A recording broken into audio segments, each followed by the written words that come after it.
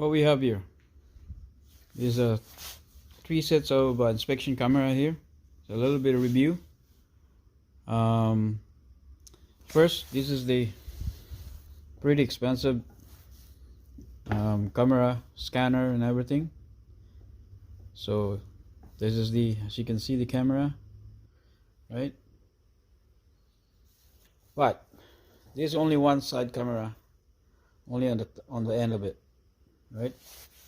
Okay, so this one, as you can see,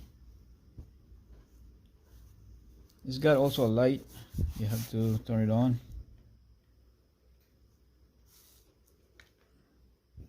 Right, so that's the brightest. You can see. But again, there's only one side of camera, is only on the end of it. And this one, on the other hand, I just bought this cable with camera hooked up to your cell phone. This is my cell phone, so I just bought this cable on the online, and the reason being is that there's two set of camera here. So the one on the end, and there's one on the side.